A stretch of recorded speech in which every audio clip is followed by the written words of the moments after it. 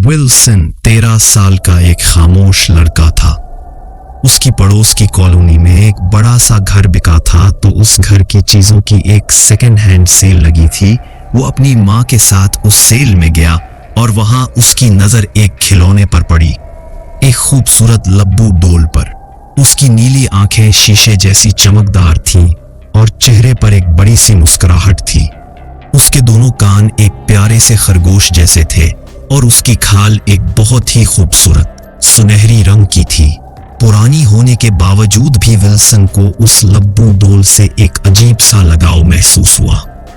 साथ ही साथ उसे पता था कि अगर वो ये लब्बू डोल अपने दोस्तों को दिखाएगा तो सब बहुत ज्यादा पुरजोश हो जाएंगे और वो भी बहुत मशहूर हो जाएगा। बहुत जिद करने के बाद उसकी माँ एला ने उसके लिए वो डोल खरीद ली। घर वापस आने पर विल्सन ने उस लब्बू डोल को अपने कमरे की शेल्फ पर रख दिया और अपना होमवर्क करने लगा। लेकिन जब भी उसकी नज़र उस लब्बू डोल पर पड़ रही थी, उसे लग रहा था कि वो मुस्कुराते हुए उसे अपने पास बुला रही है। विल्सन अपना होमवर्क छोड़कर उठा और लब्बू के साथ खेलने लगा। इतने में ही उसकी माँ ने उसे नीचे बुलाया। जैसे ही विल्सन ने उस लब्बू डोल को वापस शेल्फ पर रखा और वो वहां से हटा, एक भारी धात की ट्रॉफी सबसे ऊपर वाली शेल्फ से ठीक वहीं गिरी जहां विल्सन था। और अगर वो वहां से नहीं हटा होता तो वो सीधे उसके सर पर गिरती, जिसकी वजह से उसका सर भी फट सकता था। विल्सन घबरा गया, लेकिन माँ की डांट से बचने के लिए ट्रॉफी वापस रखकर नीचे चला गया। अगले कुछ दिनों में अजीब से हादसे होने लगे। विल्सन जब जब लब्बू डोल से खेलता, घर में चीजें अपने आप गिरकर टूट जाती हैं। कभी घर के गिलास विंडोज में क्रैक आ जाते हैं। ये सब अब ऐसा भी लगने लगा था कि जैसे जैसे दिन गुजरते जा रहे हैं, उस लब्बू डोल की मुस्कुराहट अपने आप थोड़ी थोड़ी करके और बड़ी होती जा रही है। विल्सन ने सारी बातें अपने पापा को बताई। उसके पापा ने उन सब बातों को नन्हे से विल्सन का वहम समझा, लेकिन फिर भी उसका दिल रखने के लिए उन्होंने उसकी बात मान ली। उसने उससे वो लब्बू डॉल लेकर अपने पास रख ली और वादा किया कि वो उसे कल एक कबाड़ खाने में फेंक आएंगे और उसके लिए बहुत सारे नए खिलौने भी ले आएंगे। इस रात जब विल्सन सो रहा था तो एक बहुत बड़ी धम की आवाज हुई और फिर विल्सन को उसके पापा की चीख सुनाई दी।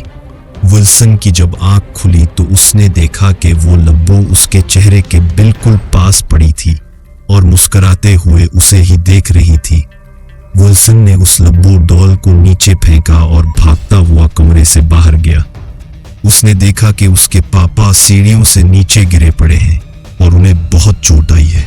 उसकी माँ फौरन उसके पापा को अस्पताल लेकर गई और उन्होंने विल्सन को घर में ही रहने को कहा।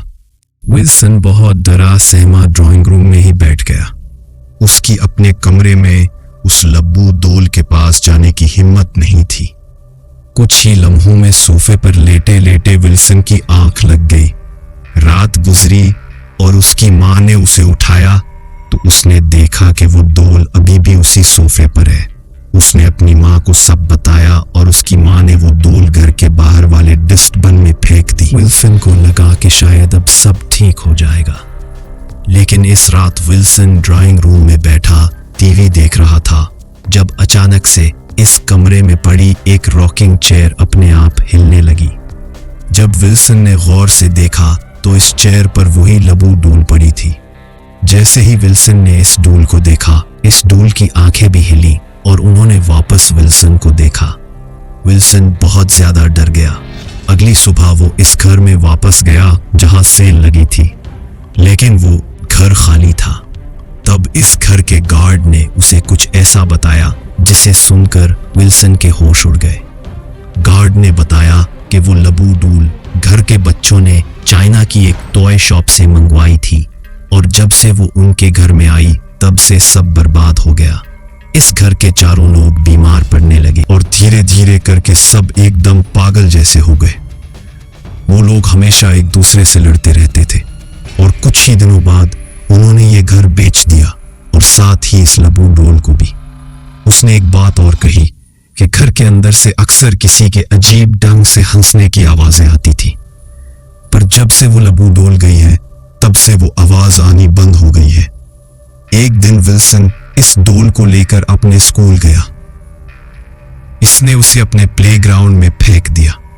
ये देखकर उसका सबसे अच्छा दोस्त कर्स उसकी लबू डोल वापस उसके लिए उठा कर लाया। विल्सन ने उसे अपने से दूर रहने को कहा और खबरदार किया कि उसे वो लबू डोल फेंक देनी चाहिए। क्रिस इस बात पर दोनों विल्सन और लबू डोल का मजाक उड़ाने लगा। तभी अचानक एक बेसबॉल बहुत तेजी से आई और क्रिस के सर पर आकर लगी, जिसकी वजह से वो नीचे गिर पड़ा। प्लेग्राउंड पर एक बहुत ही नोकीली एक बड़ी सी कील पड़ी थी जो सीधा क्रिस के सर में घुस गई और उसकी मौके पर ही मौत हो गई। स्कूल में सबको लगा कि ये एक अजीब एक्सीडेंट है, लेकिन अब विल्सन को ये चीज समझ आ गई थी कि वो लबू वाकई किसी शैतान का रूप है। उसने उसी दिन इस लबू डोल को काट पीट कर उसके अलग अलग हिस्सों को भी जला दिया।